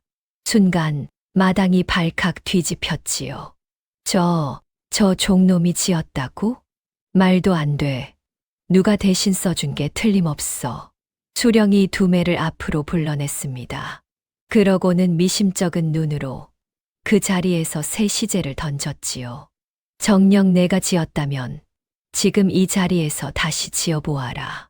이번엔 홀로 선 소나무다. 사람들이 일제히 숨을 죽였습니다. 두매는 잠깐 눈을 감았다가 다시 몽당붓을 들었지요. 그러고는 막힘없이 적어 내려갔습니다. 바람이 사나울수록 소나무는 홀로 폴니다. 곁이 없어서가 아니라 뿌리가 깊어서지요. 수령이 그 글을 읽고 한동안 말을 잇지 못했습니다. 8살 종아이가 제 처지를 소나무에 실어 그 자리에서 지어낸 것이었으니까요. 그것도 눈 한 번 깜짝할 사이에요. 수령은 두매를 물끄러미 내려다보았습니다. 대필이라 몰아붙이려던 마음이 그 자리에서 스르르 녹아버렸지요. 남이 대신 지어준 글이라면 새 시제를 던졌을 때 절이 술술 나올 리가 없었으니까요. 내 이름이 무엇이냐? 두매이옵니다. 종의 자식이옵니다. 수령은 잠시 말이 없었습니다. 그러고는 붓을 들어 장원 명단에 그 이름 석자를 또박또박 적어 넣었지요. 장원이다. 이번 101장의 장원은 이 아이다. 마당이 크게 술렁였습니다. 종놈이 장원이라니. 이런 일은 이 고을이 생기고 처음이었지요. 사람들은 벌린 입을 다물지 못했습니다. 몽당붓 한 자루를 쥔 8살 종아이가 내로라 하는 선비들을 모두 제친 것이었으니까요. 담 그늘의 윤 훈장은 주먹으로 제 입을 틀어 막았습니다. 터져 나오려는 울음을 참느라고요. 산골로 쫓겨난 뒤 처음으로 노인은 이 하늘이 아직 눈이 멀지는 않았음을 느꼈지요. 그날 저녁 두매는 장원 소식을 품에 안고 집으로 돌아왔습니다. 허나 어미에게 차마 자랑할 수는 없었지요. 어미가 기뻐하기보다 먼저 겁에 질릴 걸 두매도 잘 알았으니까요. 그런데 순덕은 이미 소식을 전해 들은 뒤였습니다. 두매가 방문을 들어서자 순덕이 한달음에 달려와 두매를 와락 끌어안았지요. 이 녀석아, 그렇게 나서지 말라 했거늘. 순덕의 목소리는 나무라는 듯 했지만 그 팔은 부들부들 떨리고 있었습니다. 두려움과 대견함이 뒤엉킨 떨림이었지요. 어머니, 저 잘못했어요? 아니, 아니다. 순덕은 두매의 얼굴을 두 손으로 감쌌습니다. 그러고는 기어이 눈물을 떨구었지요. 잘했다. 우리 두매 참 잘했어. 내 아버지가 이 모습을 보셨으면 얼마나. 순덕은 끝내 말끝을 맺지 못했습니다. 두매는 그런 어미를 가만히 마주 안아들였지요. 그 밤 모자는 서로를 끌어안은 채 오래도록 울었습니다. 기뻐서인지 무서워서인지 그 눈물의 뜻은 그들 자신도 다 알지 못했지요. 이튿날 두매는 오두막으로 한다름에 달려가 그 기쁜 소식을 전했습니다. 윤 훈장은 두매의 손을 꼭 잡았지요. 잘했다. 두매야 참으로 잘했어 허나. 윤 훈장의 얼굴에는 기쁨 못지않은 근심이 짙게 어려 있었습니다. 이제부터가 진짜다. 백일장은 그저 시작에 불과해. 별씨는 온 나라에 눈이 쏠리는 자리야. 그리고 두매야. 이것만은 잊지 마라. 내가 높이 오를수록 너를 끌어내리려는 손도 그만큼 커진다. 끌어내리려는 손이요? 재주 있는 자를 시기하는 자들이 반드시 있는 법이다. 특히 너는 종의 옷을 입었으니 그들은 내 재주가 아니라 내 신분을 물고 늘어질 개야 종놈이 지은 그릴 리 없다고 말이지. 두매는 문득 사랑채 마루에서 저를 내려다보던 대감의 서늘한 눈빛이 떠올랐습니다. 까닭 모를 한기가 등줄기를 스쳤지요. 그럼 저는 어떻게 해야 해요? 윤 훈장은 두매의 눈을 똑바로 바라보며 전에 했던 그 말을 다시금 새겼습니다. 의심을 받거든. 그 자리에서 붓을 들어라. 오직 그것뿐이다. 붓이 너를 지켜줄 게다. 명심하겠느냐? 예, 명심하겠습니다. 두매는 고개를 힘차게 끄덕였습니다. 그 어린 가슴에 두려움과 각오가 나란히 자리를 잡았지요. 그 백일장 소문은 삽시간에 온 고을을 넘어 한양까지 퍼졌습니다. 명판서 댁 종놈이 백일장 장원을 했다더라. 이 소문은 곧 명판서의 귀에도 들어갔지요. 사랑채에서 명판서의 얼굴이 무섭게 굳었습니다. 우리 집 종놈이, 순덕이 그 아들놈이 백일장 장원을 했다고? 명판서는 한동안 말이 없었습니다. 그 눈에 서린 것은 놀라움이 아니라 서늘한 경계였지요. 오래 눌러둔 것이 슬그머니 고개를 드는 꼴을 명판서는 결코 두고 볼 수 없었습니다. 그 아이를 잘 지켜보아라. 함부로 문 밖에 나다니지 못하게 해야 알겠느냐. 곁에 있던 세연은 가슴이 철렁 내려앉았습니다. 클바닥에 그 글귀들이 퍼뜩 떠올랐으니까요. 제가 몰래 훔쳐 쓰던 그 글의 주인이 백일장 장원이라니요. 세현의 등줄기에 식은땀이 주르륵 흘렀습니다. 아버지 저 종놈이 별시에 나오기라도 하면 어쩌지요? 명판서가 세연을 쏘아보았습니다. 종놈이 감히 어딜 그 전에 손을 써야지. 너는 그저 내 글이나 준비해. 나머지는 이 아비가 알아서 한다. 세현은 그제야 조금 마음이 놓였지요. 허나 백일장 장원이라는 그 말은 밤새 세현의 머릿속을 떠나지 않았지요. 명판서는 그날 밤 홀로 사랑채에 앉아 오래도록 생각에 잠겼습니다. 그 종놈이 별시에 나가 이름이라도 얻는 날엔 깊이 파묻어 둔 예실이 어찌 새어나올지 모를 노릇이었으니까요. 이윽고 명판서의 입가에 서늘한 웃음이 스쳤습니다. 재주가 아무리 좋으면 무엇하나 종놈은 종놈이지 붓으로 못 이길 것 같으면 신분으로 무너뜨리면 그만이야. 명판서는 벌써 다음 수를 그리고 있었습니다. 종놈이 지은 글은 아무리 뛰어나도 종놈이 지었을 리 없다 우기면 그뿐. 세상은 재주보다 신분을 먼저 믿을 테니까요. 명판서가 평생 그리 살아왔듯이 말입니다. 한편 그 소문은 마침내 대궐 안으로도 흘러들었습니다. 신동을 널리 구한다던 임금의 귀에 종살이하는 8살 신동의 이야기가 닿은 것이지요. 임금은 그 이야기에 크게 흥미를 보였습니다. 오종의 자식이 백일장 장원을 하였다. 그것도 그 자리에서 시제를 받아 지어 보였다고? 그 아이, 별시에서 짐이 친히 한번 보고 싶구나. 그 자리에는 마침 명판서도 있었습니다. 임금의 그 말에 명판서의 낯빛이 미묘하게 흔들렸지요. 허나 이내 태연한 얼굴로 아뢰었습니다. 전하, 한낱 종놈의 재주에 어찌 그리 마음을 두시옵니까? 필시 누군가 대신 지어준 것을 제 것인 양 떠벌린 게 분명하옵니다. 그런가 그렇다면 더더욱 별시에서 가려내면 될 일이지 진짜 재주인지 아닌지는 짐이 친히 두 눈으로 볼 것이다. 명판서는 속으로 이를 갈았습니다. 임금이 이토록 관심을 두는 이상 일이 여간 성가시게 된 게 아니었으니까요. 임금의 그 한마디는 곧 무거운 물결이 되어 두매에게 밀려오고 있었습니다. 두매는 아직 몰랐지요. 제 작은 붓한 자루가 얼마나 큰 파도를 불러왔는지를 말입니다. 그리고 그 파도 너머에서 대감의 서늘한 눈이 이미 저를 겨누고 있다는 것도요. 바야흐로 별씨가 코앞으로 다가오고 있었습니다. 드디어 별씨 날이 밝았습니다. 그날 새벽 순덕은 두매를 붙잡고 한참을 놓지 못했지요. 결국 두매가 별씨에 나가겠다는 걸 순덕도 끝내 말리지 못한 것이었지요.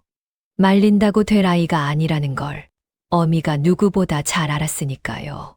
두매야, 부디 몸성이만 돌아와라. 장원이고 뭐고 이 어미는 너만 있으면 된다. 예. 어머니 걱정 마세요. 저 금방 올게요. 순덕은 두매의 옷고름을 매만지며 자꾸만 눈물을 훔쳤습니다. 호교 사람들이 널 종놈이라 손가락질하거든. 그냥 못 들은 척해라. 기죽지 말고. 우리 두매는 이 어미한텐 세상 그 누구보다 귀한 아들이야. 예, 저는 어머니 아들인 게 하나도 안 부끄러워요. 그 말에 순덕의 눈에서 기어이 눈물이 툭 떨어졌습니다.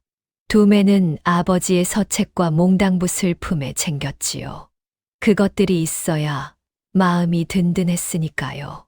오두막에 들르니 윤 훈장이 두매의 옷깃을 여며 주었습니다. 두매야, 딱 하나만 기억해라. 시제를 봤거든. 남을 보지 말고 내 안을 보아라. 내가 매일 보고 겪은 것을 쓰면 된다. 그리고 윤 훈장은 잠시 말을 멈췄다가 두매의 눈을 똑바로 들여다보았지요. 누가 내 글을 의심하거든. 겁먹지 말고 붓을 들어라. 알겠느냐? 예, 붓을 들겠습니다. 두매는 그 말을 가슴에 새기고 과거장으로 향했습니다. 과거장은 그야말로 인산이네였습니다. 온 나라의 선비들이 구름처럼 모여들었지요. 그 틈에 낀 두매는 물려입은 무명옷 하나로 유난히 도드라졌습니다. 어른 선비들 사이에 낀 8살 아이라니 사람들이 대놓고 손가락질을 했지요. 저 코 흘리개는 뭐야? 여기가 어딘 줄 알고. 종놈 같은데? 별씨가 아주 개나 소나 다 나오는구먼. 두매는 잔뜩 주눅이 들었습니다. 허나 품속에 몽당붓을 꼭 쥐자 이상하게 마음이 가라앉았지요. 그때 뜻밖의 목소리가 두매를 불렀습니다. 오, 너는 지난번 객점 앞에서 대구를 짓던 그 아이가 아니냐? 두매가 돌아보니 낡은 부채를 든 그 선비였습니다. 한양으로 올라가던 길에 두매와 대구를 주고받았던 바로 그 사람이었지요. 알고 보니 그 선비도 이번 별씨를 보러 온 응시자였습니다. 허허, 이런 인연이 다 있나? 내가 정말로 과거장에 나올 줄이야. 선비는 반가운 얼굴로 두매의 어깨를 두드렸습니다. 기죽지 마라. 제주의 나이가 어디 있고 신분이 어디 있겠느냐. 나는 그날 내가 지은 그 대구를 아직도 잊지 못했다. 두매는 그 말에 조금 용기가 났지요. 이 넓은 과거장에서 제 편이 하나쯤 있다는 게 그렇게 든든할 수가 없었지요. 그 무렵 저만치서 세현도 과거장에 들어서고 있었습니다. 세현의 얼굴은 어쩐지 여유로웠지요. 품속에 무언가를 소중히 감춘 채였습니다. 그것이 무엇인지는 아직 아무도 몰랐지요. 이윽고 시관이 시제를 내걸었습니다. 시제는 다스림이었지요. 어떻게 백성을 다스릴 것인가, 그 뜻을 논하라는 것이었습니다. 선비들이 일제히 붓을 놀리기 시작했습니다. 두매도 몽당붓을 들었지요. 그러고는 가만히 눈을 감았습니다. 부뚜막에 장작이 떠올랐습니다. 아래가 따뜻해야 위가 식지 않는다던 제 말이요. 언 손으로 삭바느질하던 어미가 떠올랐고 쩍쩍 갈라진 논바닥의 농부가 떠올랐습니다. 두매는 제가 보고 겪은 것을 한자 한자 정성껏 적어 내려갔습니다. 화려한 문장도 어려운 고사도 없었지요. 허나 그 글에는 낮은 곳에서 세상을 올려다본 자만이 쓸 수 있는 진심이 담겨 있었습니다. 붓을 놀리는 두매의 손끝은 조금도 떨리지 않았습니다. 이 글은 누구에게 배운 것도 어디서 훔친 것도 아니었으니까요. 8배 동안 흙바닥에서, 담 밑에서, 오두막에서 제 손으로 길어 올린 글이었지요. 두매는 마지막 획을 긋고 붓을 가만히 내려놓았습니다. 이상하게도 후련했습니다. 종놈이든 뭐든 이 순간만은 오롯이 글을 짓는 한 사람이었으니까요. 한편 세현은 품에서 감췄던 종이를 슬며시 꺼냈습니다. 그러고는 그것을 그대로 베껴 적기 시작했지요. 그건 세현이 지은 글이 아니었습니다. 명판서가 이름난 문장가를 사서 미리 지어둔 위작이었지요. 세현은 그저 글씨만 옮겨 적으면 그만이었습니다. 세현은 속으로 회심의 미소를 지었습니다. 이만하면 장원은 제 것이라고요. 허나 세현은 몰랐지요. 제 옆자리 물려입은 무명옷의 그 아이가 무엇을 쓰고 있는지는요. 글이 모두 거치고 시관들이 밤새 채점에 들어갔습니다. 그런데 채점을 하던 시관들이 한다반 앞에서 웅성거리기 시작했지요. 이 글을 좀 보게. 문장은 소박한데 그 이치가 참으로 깊어. 백성을 부뚜막의 장작에 빗대다니. 이만한 글은 내 평생 처음일세. 대체 누가 썼단 말인가? 그런데 답안지에는 이름이 봉해져 있었습니다. 부정을 막으려 응시자의 이름을 종이로 봉해두는 것이 과거의 법도였으니까요. 시관들은 누가 썼는지도 모른 채 오직 글 하나만 보고 마음을 정했습니다. 이만한 글을 두고 다른 걸 장원으로 올릴 순 없네. 네 집 자제인지는 몰라도 필시 대단한 인물일게야. 장원은 이 글로 합시다. 그렇게 이름을 봉한 채로 장원이 정해졌습니다. 다만 그 봉을 뜯었을 때 무슨 일이 벌어질지는 그때는 아무도 짐작하지 못했지요. 마침내 발표 날이 되었습니다. 임금과 대신들이 지켜보는 가운데 봉에 두었던 장원의 이름이 열렸지요. 그런데 그 이름을 확인한 시관의 얼굴이 하얗게 질렸습니다. 번듯한 본관도 대대로 내려온 가문 이름도 없었으니까요.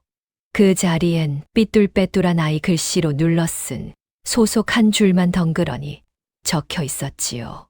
시관은 떨리는 목소리로 그 이름을 겨우 불렀습니다. 이번 별시의 장원은 두매, 나이 8, 명판서 댁종종의 자식이옵니다.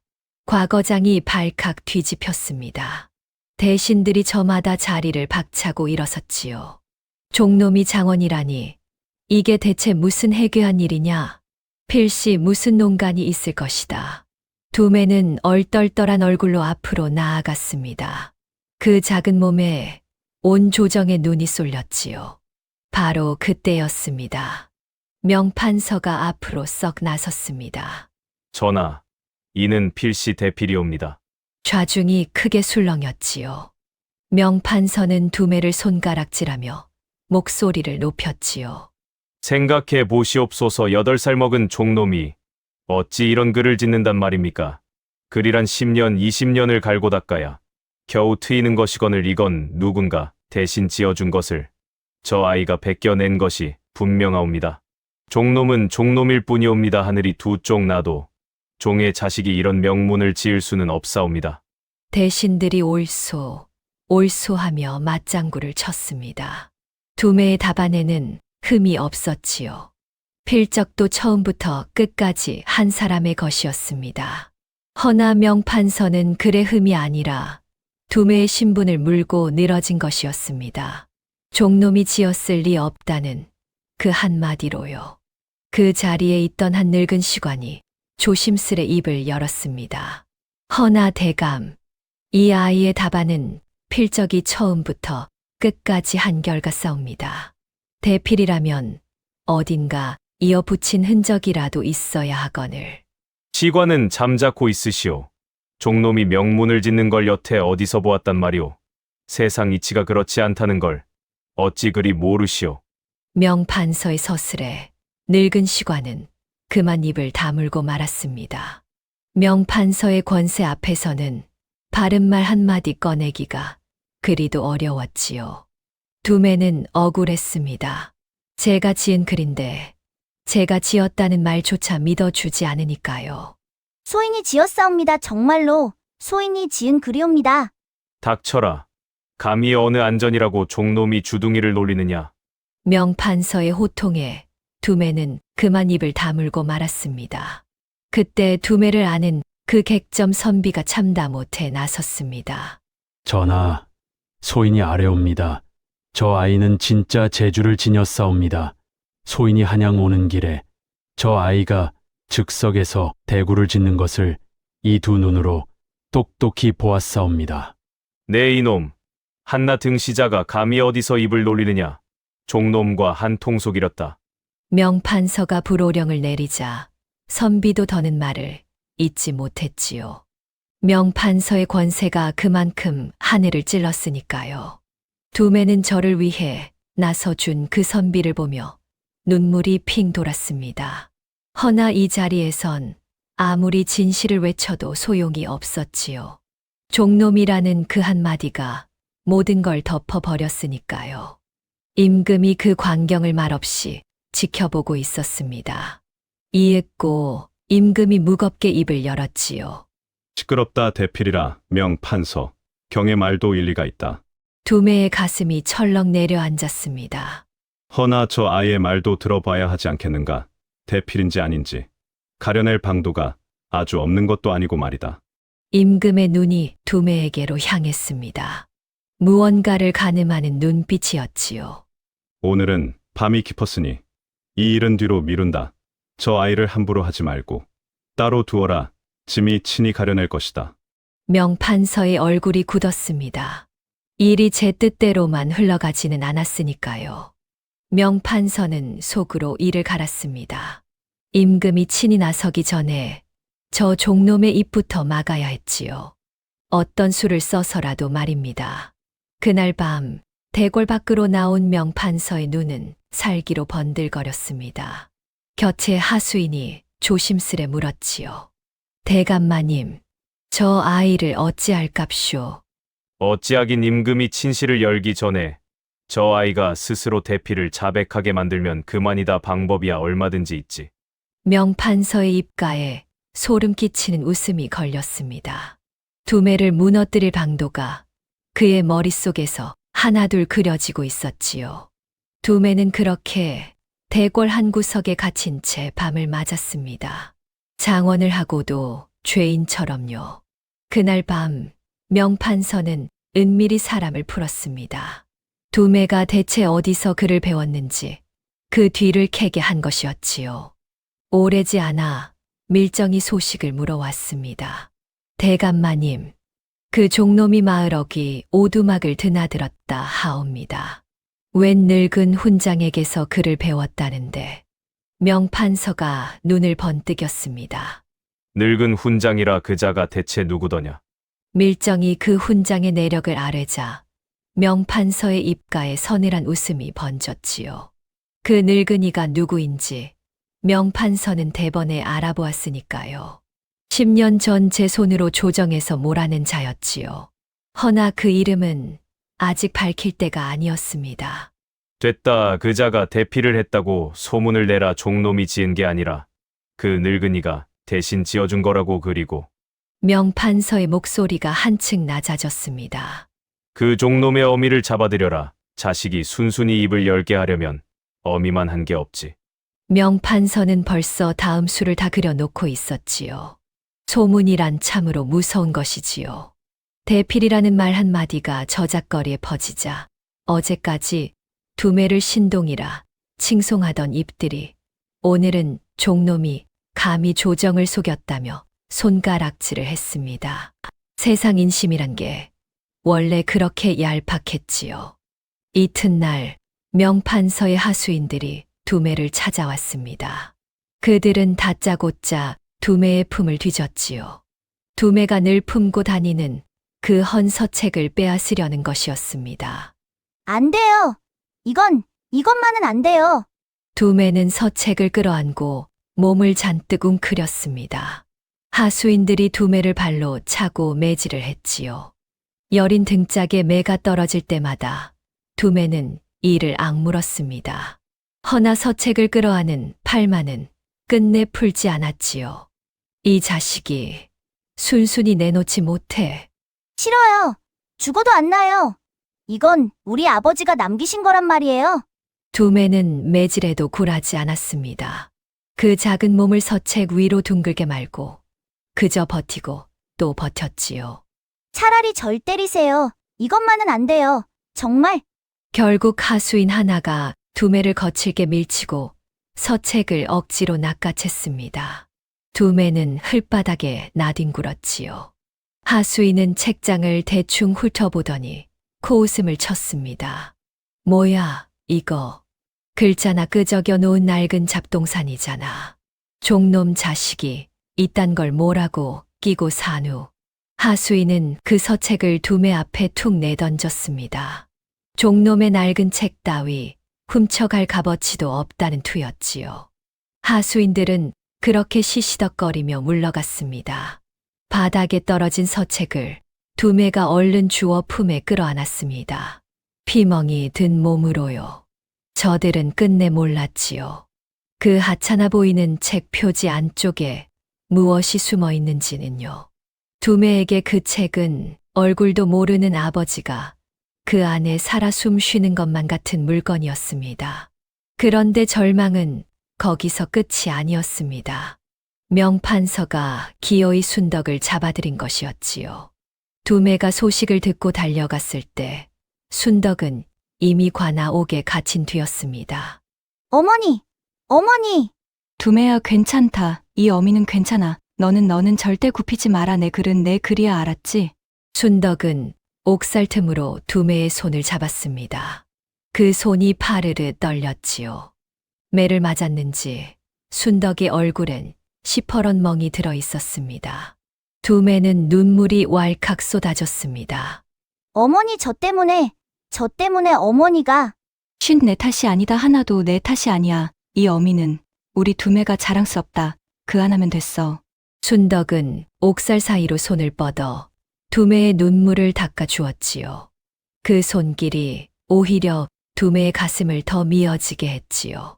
설상가상이었습니다. 두매를 가르친 윤 훈장마저 대필죄로 끌려갔다는 소식이 들려온 것이었지요.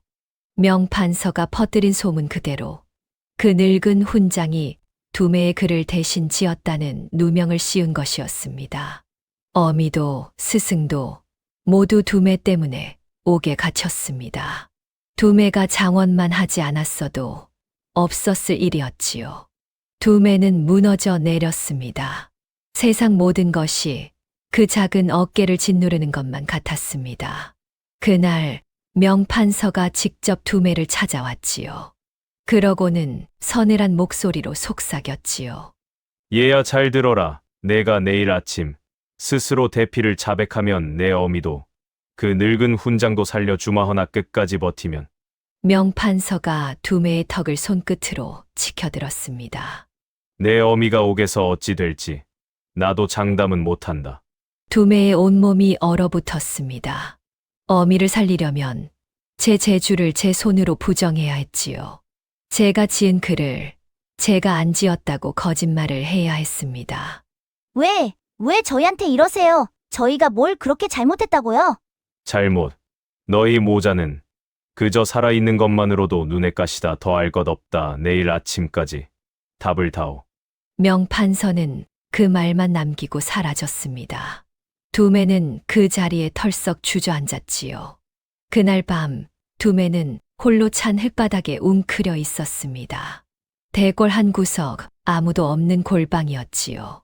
두매는 품에서 아버지의 서책과 몽당붓을 꺼냈습니다. 두매의 손끝이 서책의 낡은 표지를 가만히 더듬었습니다. 그러고는 조그맣게 중얼거렸지요. 아버지 저 이만큼 왔어요. 종놈이라고 손가락질 받던 제가 장원까지 했어요. 근데 아무도 안 믿어줘요. 어머니도 훈장 어른도 저 때문에 저는 이제 어떡해요? 아버지. 두매는 서책을 두 손으로 꼭 쥐었습니다. 아버지가 곁에 계셨으면 저 어떻게 해야 할지 여쭤볼 수 있었을 텐데 저는 아버지 얼굴도 몰라요. 그래도 이 책만 있으면 꼭 아버지가 제 옆에 계신 것 같아요. 두매는 서책의 얼굴을 파묻고 흐느꼈습니다. 몽당붓을 쥔 손이 부들부들 떨렸지요. 얼마나 울었을까요? 문득 두매의 귓가에 여러 목소리가 스쳐갔습니다. 굽히지 말라던 어미의 떨리는 음성, 될 놈은 기어이 된다던 곧간 어멈의 주름진 웃음, 내 글은 내 글이라던 스승의 낮고 단단한 목소리. 이 못난 종의 자식 하나를 믿어준 사람들이었지요. 나 하나 여기서 무너지면 그 사람들은 다 어떡해? 두매는 소매로 눈물을 쓱 닦았습니다. 그때였습니다. 문득 우물가에서 만난 그 노인의 말이 떠올랐지요. 아주 오래전 흙바닥에 글자를 쓰던 8살에게 건네진 말이었지요. 글은 양반의 것이 아니다. 이치를 깨치는 자가 곧 글의 주인이니라. 그때는 뜻도 몰랐던 그 말이 이제야 가슴을 파고들었습니다. 그래, 글의 주인은 신분이 정하는 게 아니었지요. 이치를 깨친 자, 제 손으로 글을 지은 자, 그게 바로 글의 주인이었습니다. 그리고 두매는 또 하나의 말을 떠올렸습니다. 의심받거든 그 자리에서 붓을 들어라. 붓이 너를 지켜줄 게다. 두매의 눈에 꺼져 가던 불씨가 다시 살아났습니다. 그래 붓을 들면 제가 지었다는 걸 그 자리에서 증명하면 되는 거야. 두매는 눈물을 닦고 몸을 일으켰습니다. 그 작은 어깨에 다시 힘이 들어갔지요. 날이 밝자 명판서의 하수인이 두매를 찾아왔습니다. 어떠냐? 자백할 테냐? 말 테냐? 대감마님이 답을 기다리신다. 두매는 천천히 고개를 들었습니다. 그 눈에는 간밤의 두려움이 온데간데 없었지요. 싫어요. 저는 자백 안 해요. 뭐라, 내 어미 목숨이 아깝지도 않으냐? 아까우니까요. 아까우니까 더더욱 거짓말은 안 해요. 제가 여기서 거짓으로 자백하면 어머니도 훈장 어른도 진짜 주인이 되는 거잖아요. 저는 진실로 어머니를 구할 거예요. 거짓으로가 아니라요. 하수인은 어이가 없어 헛웃음을 쳤습니다. 그러고는 돌아가 그대로 고했지요. 명판서는 이를 부드득 갈았습니다. 8살짜리가 제 협박을 정면으로 되받은 것이었으니까요. 이튿날 두매는 대궐문을 두드렸습니다. 그러고는 임금께 아뢰어 달라 청했지요. 제 손으로 결백을 증명하겠노라고요. 다행히 별시 때 두매를 눈여겨본 그 늙은 시관이 있었습니다. 두매의 답안이 진짜라 믿은 몇 안 되는 사람이었지요. 그 시관이 두매의 딱한 사정을 임금께 넌지시 아뢰어 준 것이었습니다. 전하, 그 아이가 제 손으로 결백을 증명하겠다 하옵니다. 부디 한 번만 기회를 주시옵소서. 마침 임금도 이 일을 그냥 덮을 생각이 없었습니다. 종의 자식이 지은 장원글. 그것이 진짜라면 나라의 경사요. 가짜라면 국법으로 다스릴 일이었지요. 임금은 두매를 편전으로 불렀습니다. 내가 정녕 그 글을 내 손으로 지었다 하느냐? 예, 전하. 명판서는 내가 대피를 했다 하고 너는 아니라 하니 짐이 무엇을 믿겠느냐? 두매는 고개를 들었습니다.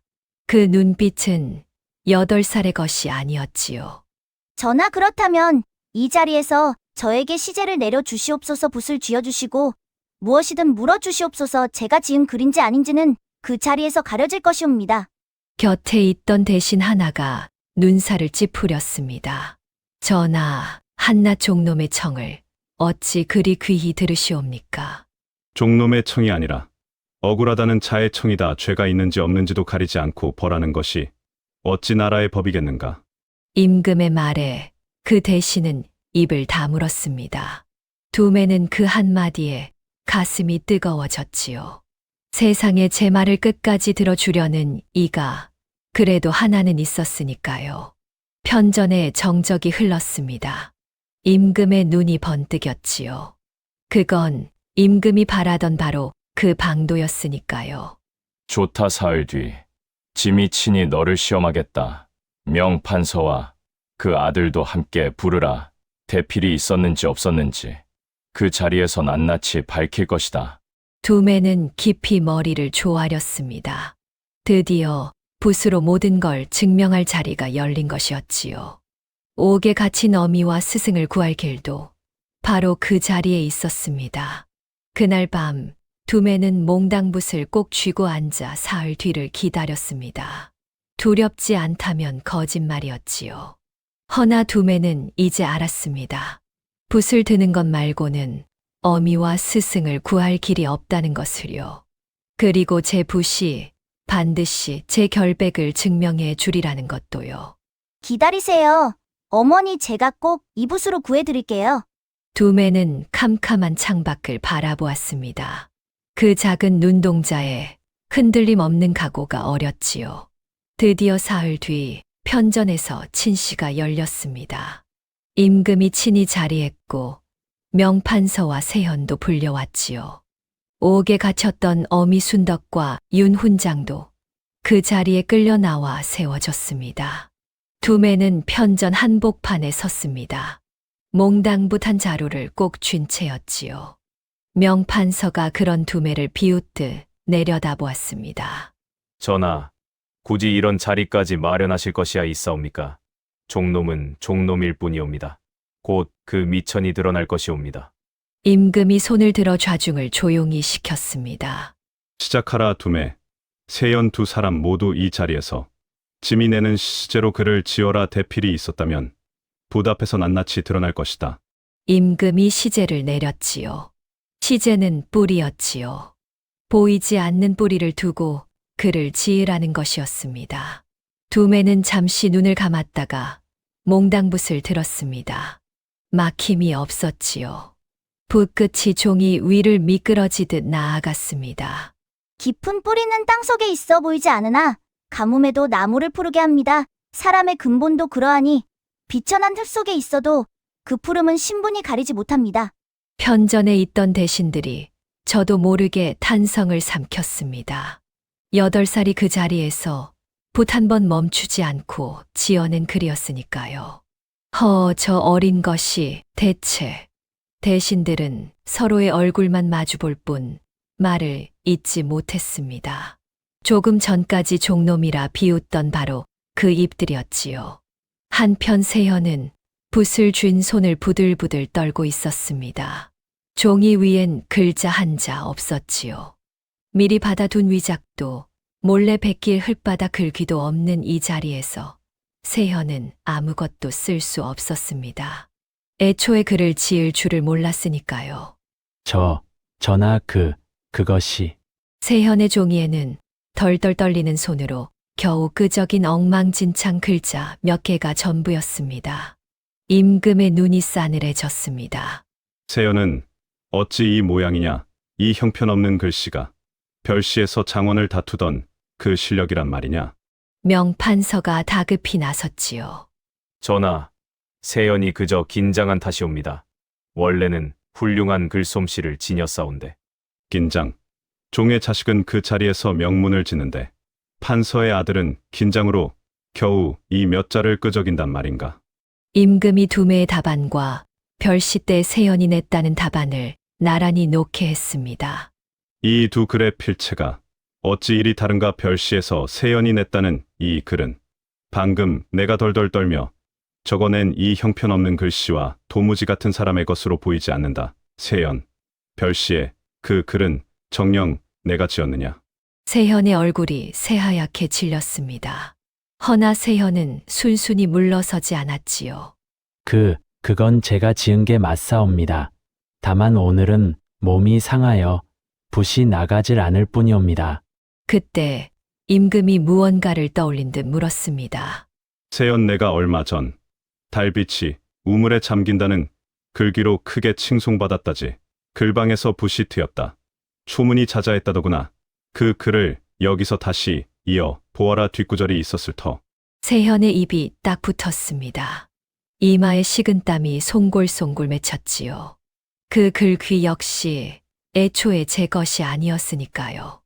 앞구절 하나 겨우 훔쳤을 뿐 뒷구절이 있는 줄도 몰랐습니다.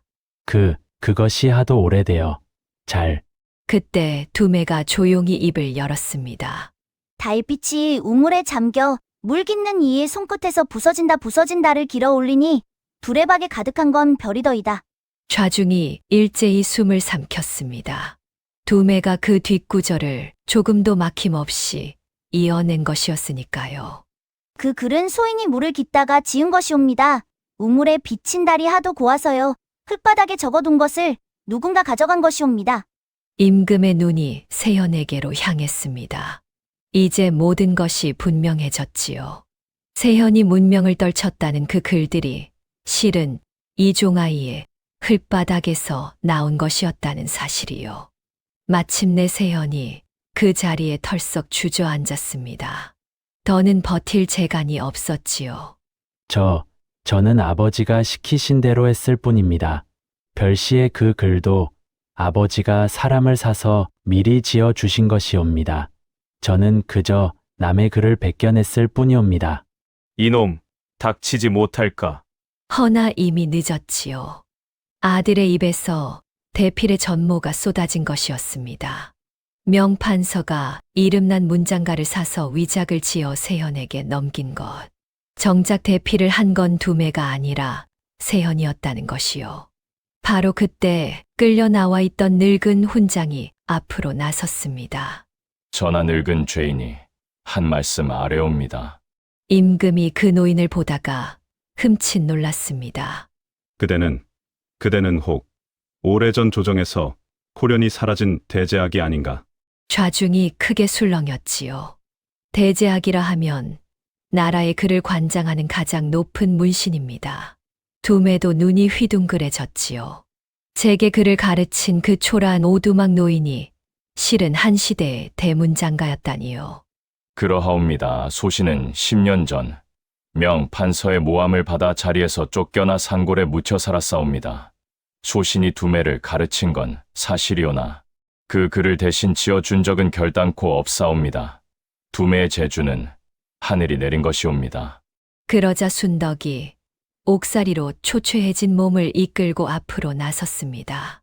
전하, 이 어미가 마지막으로 아를 것이 있사옵니다. 순덕은 품에서 낡은 호패 하나를 꺼내 바쳤습니다. 그리고 두매가 목숨처럼 지켜온 그 헌 서책도 함께요. 이 아이는 한나총의 자식이 아니옵니다. 이 아이의 아비는 본디 사헌부 감찰이었사옵니다. 좌중이 크게 술렁였습니다. 사헌부 감찰이라 하면 관리의 비리를 캐고 벌하는 강직한 벼슬입니다. 제 남편은 대여섯 해 전 명판서의 부정을 캐다가 도리어 없는 죄를 뒤집어 쓰고 옥에서 죽었사옵니다. 명판서는 우리 모자를 제 집 종으로 눌러 앉혀 옛 신분을 감쪽같이 지웠사옵니다. 한낱 천한 종부치라 아무도 눈여겨보지 않으니 그 천대가 도리어 저들에겐 가장 확실한 자물쇠였지요. 행여 예실이 드러날까 그저 숨죽여 살게 하며 억눌러 온 것이옵니다. 이 서책 표지 안쪽에 제 남편의 이름과 글씨가 남아 있사옵니다. 낡고 하찮은 책이라 저들도 눈여겨보지 않아 여태 몰래 지킬 수 있었사옵니다. 부디 살펴주시옵소서. 임금이 그 서책을 받아 표지 안쪽을 살폈습니다. 그러고는 호패에 적힌 이름과 맞춰보았지요. 임금의 손이 노여움으로 부들부들 떨렸습니다. 그렇다면 이 아이는 억울하게 죽은 충신의 자식이 아닌가? 명판서. 내 이놈 충신을 모함해 죽이고 그 유족을 종으로 부리며 이제는 그 자식의 재주마저 짓밟으려 들었단 말이냐? 두매는 그제야 제 아버지의 죽음에 얽힌 진실을 알았습니다. 얼굴도 기억나지 않는 아버지가 실은 불의에 맞서다 쓰러진 강직한 관리였다는 것을요. 두매의 눈에서 뜨거운 눈물이 주르르 흘러내렸습니다. 아버지가 그런 분이셨구나.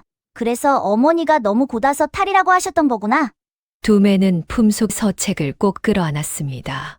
이제야 그 낡은 책이 왜 그토록 소중했는지 알 것 같았지요. 그건 그냥 서책이 아니라 아버지가 목숨과 바꾼 고든 뜻이었으니까요.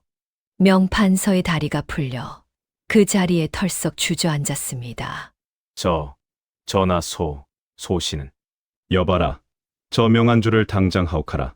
충신을 모함한 죄, 유족을 사사로이 부린 죄, 과거를 농간한 죄를 낱낱이 물어 국법으로 다스릴 것이다. 금부도사들이 달려들어 명판서를 끌어냈습니다. 한때 온 조정을 소나귀에 쥐고 흔들던 이조판서가 죄인이 되어 질질 끌려 나갔지요. 너라. 내가 누군 줄 알고. 내가 이조판서 명한주다. 허나 그 외침에 이제는 아무도 굽신거리지 않았습니다. 권세가 무너지자 그를 떠받들던 이들도 썰물처럼 등을 돌렸으니까요. 아들 세현도 고개를 푹 숙인 채 그 뒤를 따랐습니다. 남의 재주를 훔쳐 제 것인 양 살아온 대가를 이제야 치르게 된 것이지요. 구경하던 대신들은 그제야 명판서의 위세 앞에 숨죽였던 제 부끄러움을 깨달았습니다. 힘없는 진실보다 힘있는 거짓에 고개를 숙여온 제 모습을요. 명판서를 무너뜨린 것은 다른 누구도 아닌 명판서 자신이었습니다. 종놈 따위가 무슨 글이냐며 끝까지 두매를 얕본 그 오만이 기어이 제 발목을 잡은 것이었지요. 임금이 두매에게 다가왔습니다. 그러고는 그 작은 어깨에 손을 얹었지요. 장하다. 두매야. 내 재주도 재주지만 그 고든 마음이 참으로 귀하구나. 내 아비의 억울함은 짐이 반드시 씻어줄 것이다. 그리고 너는 임금이 좌중을 둘러보며 선포했습니다. 오늘부터 이 아이를 별씨의 장원으로 삼는다. 이제 누구도 이 아이의 재주를 신분으로 재지 못할 것이다. 편전에 있던 대신들이 일제히 고개를 숙였습니다. 두매는 그제야 꾹 참았던 눈물을 쏟았지요. 두매는 손에 쥔 몽당붓을 가만히 들여다보았습니다. 아버지의 헌붓을 어미가 밤새 손질해준 그 붓이요. 두매는 그 붓을 두 손으로 꼭 쥐고 어미에게 다가가 큰절을 올렸습니다. 어머니 저 부끄럽지 않은 아들이 됐지요? 순덕은 두매를 와락 끌어안았습니다. 말도 잇지 못하고 그저 눈물만 하염없이 흘렸지요. 그래. 우리 두매 내 아버지가 하늘에서 얼마나 기뻐하시겠니? 지켜보던 윤 훈장도 소매로 눈가를 훔쳤습니다. 임금은 그 자리에서 윤 훈장의 억울한 누명도 벗겨주었습니다. 대제악, 그대를 10년이나 산골에 묻어둔 것은 이 나라의 크나큰 손실이었소. 부디 조정으로 돌아와 다시 나라의 글을 맡아 주시오. 윤 훈장은 깊이 머리를 조아렸지요. 그러고는 두매를 돌아보며 자애로운 미소를 지었지요. 전하시는 이미 이 아이 하나로 충분히 보답받았사옵니다. 두매는 스승에게 한달음에 달려가 와락 안겼습니다. 두 사람의 눈에 뜨거운 것이 함께 맺혔지요. 세월이 흐른 뒤였습니다. 한때 담 밑 흙바닥에 손가락으로 글자를 쓰던 8살 종아이는 이제 어엿한 관복을 입고 붓을 들었습니다. 허나 두매는 그 좋은 붓들 틈에서도 늘 낡은 몽당붓 하나를 곁에 두었지요. 아버지의 붓이자 어미의 사랑이자 제가 어디서 왔는지를 잊지 않게 하는 붓이었으니까요. 높은 벼슬에 올라서도 두매는 늘 낮은 곳을 먼저 살폈습니다. 억울한 이가 있으면 밤을 새워 그 사연을 들었고 배고픈 백성이 있으면 제 녹봉을 덜어 나누었지요. 클바닥에서 세상을 올려다보던 그 마음을 두매는 한 번도 잊지 않았으니까요. 사람들은 그런 두매를 낮은 곳을 아는 관리라 하여 마음으로 따랐습니다. 두매의 아버지는 마침내 누명을 벗고 충신으로 그 이름을 되찾았습니다. 두매를 가르친 윤 훈장, 아니 그 늙은 대제학도 관직을 되찾아 명예를 회복했지요. 어미 순덕은 그토록 시달리던 종살이를 벗고 아들의 봉양을 받으며 편안한 노년을 보냈습니다. 다시는 언손으로 삭바느질을 할 일도 애먼 매를 맞을 일도 없었지요. 두매는 늘 어미의 손을 제 두 손으로 감싸드렸습니다. 아주 오래전 그 밤에 했던 약속 그대로요. 그리고 두매는 곧간 어멈도 잊지 않았습니다. 옛날에 주먹밥을 슬쩍 쥐어주던 그 어멈에게 두매는 철마다 고구마며 곡식을 지어보냈지요.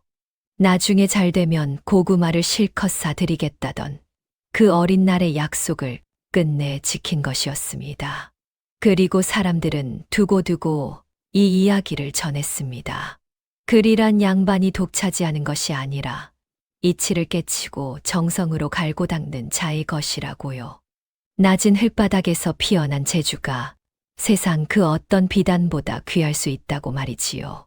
담 하나를 사이에 두고 안에서는 도령이 그를 배우고 밖에서는 종아이가 그를 훔쳐 듣던 그 시절.